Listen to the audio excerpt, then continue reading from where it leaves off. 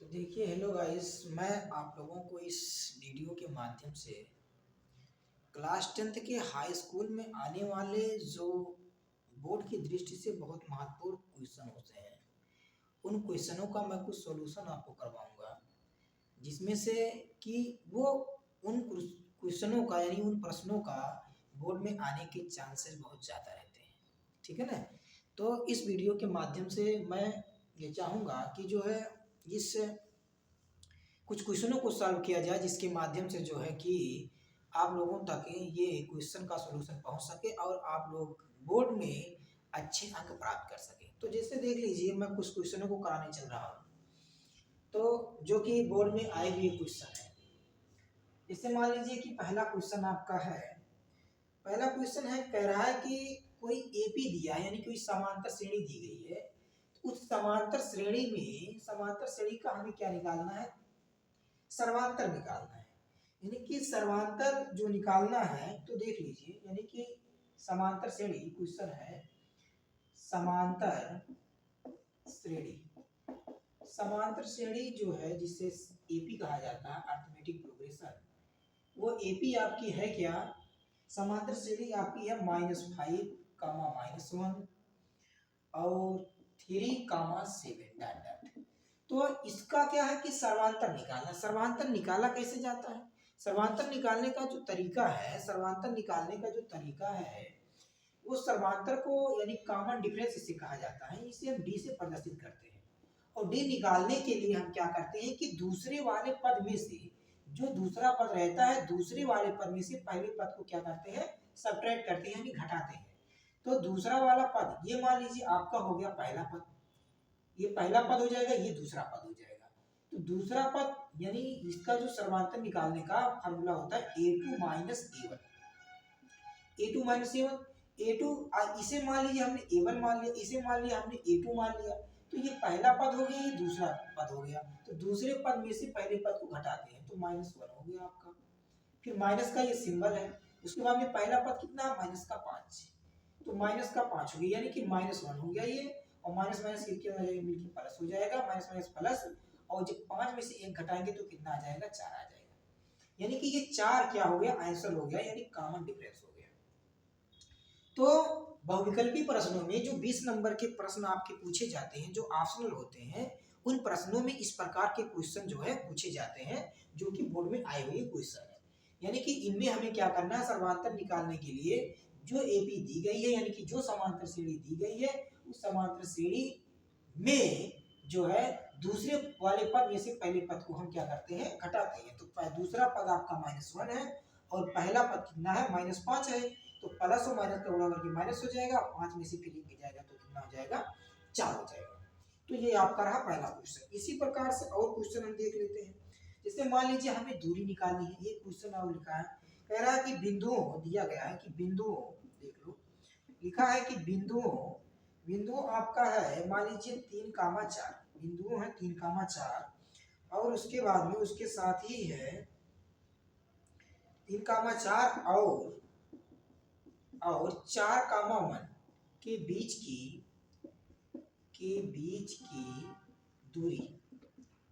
की दूरी ज्ञात कीजिए। यानी बीच की दूरी ज्ञात करना है। तो बीच की दूरी ज्ञात करने के लिए हमारे पास फार्मूला होता है कि दो बिंदुओं के बीच की दूरी जो है हम किस प्रकार से ज्ञात करते हैं। तो दूरी ज्ञात करने के लिए जो डिस्टेंस फार्मूला होता है, यानी कि जो दूरी का सूत्र है, वो फार्मूला क्या है?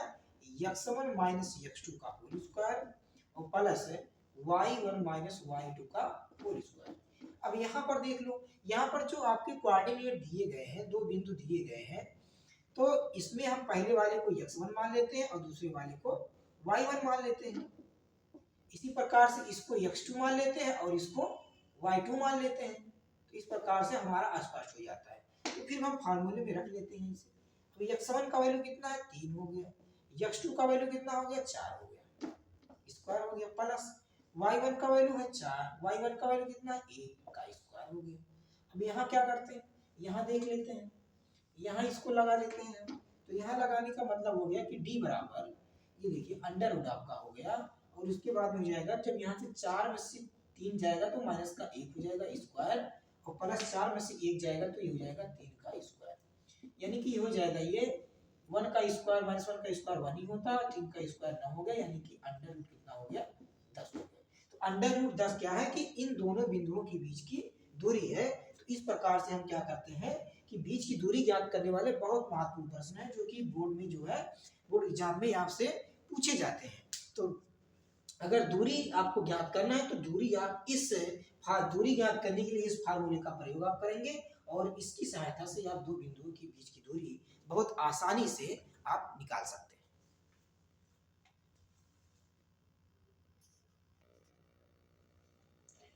इसके बाद अगला क्वेश्चन हम देखते हैं। अगला क्वेश्चन है जो कि इस प्रकार का एक क्वेश्चन तो क्लियर ही पूछा जाता है।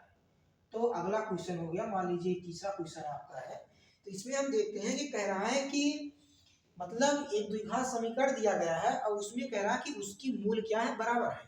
अब अगर जब मूल बराबर होते हैं तो हमें उसमें एक वेरिएबल होती है उसका मान ज्ञात करना होता है। इससे क्वेश्चन लिखा है यदि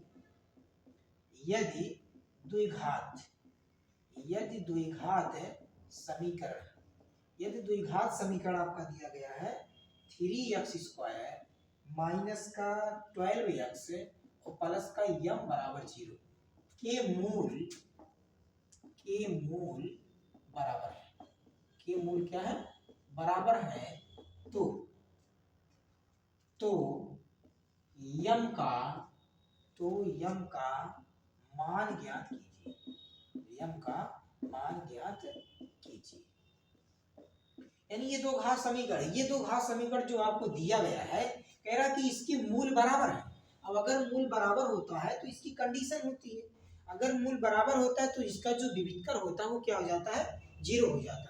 तो जब इसका हम सॉल्यूशन करेंगे तो सॉल्यूशन में क्या हो जाएगा, देखो आपको समीकरण दिया गया है, समीकरण आपका है 3x² माइनस का 12x और प्लस m बराबर 0। तो यहाँ से हम क्या करते हैं कि इस समीकरण का एक बहुपद जो द्विघात समीकरण का जो मानक समय है इससे हम तुलना करा लेते हैं।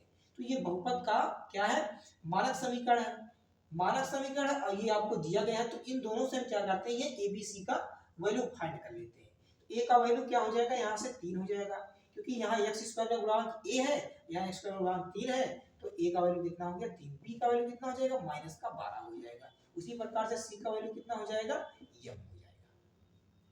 अब उन्होंने कहा कि मूल बराबर है, तो मूल जब बराबर है तो मूल बराबर होने की कंडीशन होती है, मूल बराबर है तो मूल बराबर होने की कंडीशन क्या होती है कि जो विविधकर होता है वो क्या हो जाता है, 0 हो जाता है। विविधकर 0 हो जाता है। विविधकर का d का फार्मूला होता है कि b² माइनस 4ac बराबर क्या होता है, 0 होता है। तो यहाँ पर क्या है कि विविधकर जब 0 हो गया, मूल बराबर अगर है तो विविधकर 0 हो जाएगा। और 0 होने पर हम देखो अब जो भी वैल्यू हमको मालूम है ये वैल्यू उठा के हम यहाँ पर रखते हैं। अब b का वैल्यू, अब यहाँ से देखिए कि a का वैल्यू कितना है 3, पहले हम b का वैल्यू देख लो, b का वैल्यू कितना माइनस का 12, तो माइनस का 12 b की जगह पे हम क्या रखते हैं माइनस 12 का होल स्क्वायर माइनस 4, a का वैल्यू कितना है 3, c का वैल्यू कितना है m बराबर 0। अब यहाँ से 12 का स्क्वायर होता है 144 माइनस 4 3 12 हो गया, m बराबर 0। ठीक, यहाँ से ये हो गया। आगे देख लेते हैं, यहाँ हो गया। अब यहाँ से हम क्या करते हैं कि इसको हम साइड चेंज कर देते हैं। साइड चेंज करने का मतलब क्या हो गया कि 144 जो है वो उधर जाएगा तो हो जाएगा 12 का m, यानी कि ये माइनस उधर जाएगा तो प्लस हो जाएगा। अब यहाँ से हम जब m का वैल्यू हम निकालेंगे तो लाएंगे 12 को 144 के बटे, यानी 144 बटे 12 हो जाएगा कितना m। इसे 12 से काटेंगे तो 12 बराबर 144 होता है, यानी कि कितना हो जाएगा 12 बराबर m, यानी कि m का वैल्यू कितना आ गया 12। इस प्रकार से हम क्या करते हैं, समीकरण में अगर मूल बराबर है तो उसका जो है जो वेरिएबल दी रहेगी जिसका वैल्यू आपसे पूछेगा, जैसे यहाँ पर आपसे पूछा है कि m का मान ज्ञात कीजिए, तो विविधकर अगर मूल बराबर रहेंगे तो विविधकर का मान क्या हो जाएगा 0 हो जाएगा, यानी 0 हो जाएगा। और विविधकर का यानी कि d का जो फार्मूला होता है b² - 4ac = 0 होता है। तो यहाँ पर हम वैल्यू पुट करेंगे और वैल्यू पुट करने के बाद हमें जो वेरिएबल का वैल्यू चाहिए वो हमें आसानी से ज्ञात हो जाएगा। तो बोर्ड की दृष्टि से बहुत ही इम्पोर्टेंट है, यानी कि जो भी बच्चे इस वीडियो को देख रहे हैं वो बच्चे जो है जान लीजिए कि बहुत ही इंपॉर्टेंट क्वेश्चन है, ये बोर्ड में आने वाले क्वेश्चन है। अगर इसी प्रकार से केवल अंक चेंज करता है, बाकी क्वेश्चन तो आने की प्रोबेबिलिटी यानी संभावना बहुत ज़्यादा होती है। तो इस प्रकार के क्वेश्चन को आप जो है तैयार करिए और इस क्वेश्चन को तैयार करने के साथ साथ अपने दोस्तों के साथ इसे शेयर करिए और वीडियो को अगर चैनल पे आप नए हैं तो चैनल को सब्सक्राइब करिए, अपने दोस्तों के पास ज़्यादा से ज़्यादा शेयर करिए ताकि जो है ज़्यादा से ज़्यादा लोग इसे देख सकें और उसे समझ सकें, ताकि उनकी जो कंफ्यूजन है वो दूर हो सके।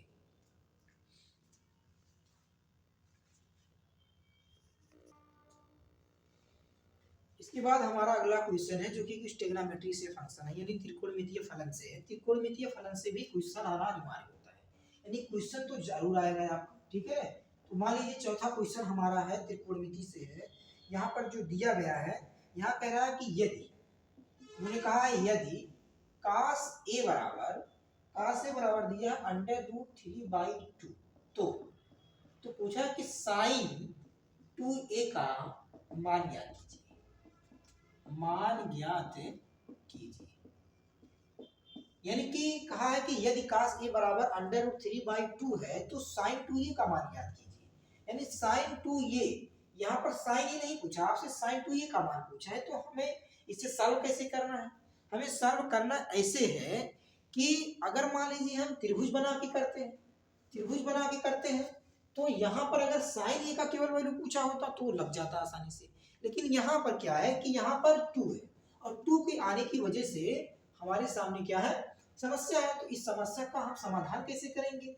करना हमें ये है कि यहाँ से हम पहले जो एंगल ए है इसका पहले वैल्यू निकाल लेते हैं और वैल्यू निकालने के बाद फिर यहाँ पुट कर देंगे, हमारा आसानी से आंसर आ जाएगा। तो देखते हैं हम यहाँ पर हमारा जो सोल्यूशन हो जाएगा, सोल्यूशन ये हो जाएगा। यहाँ पर कहा है कि cos a बराबर दिया है √3/2, यानी कि cos a बराबर हो गया। अब ये cos कितनी डिग्री का वैल्यू है?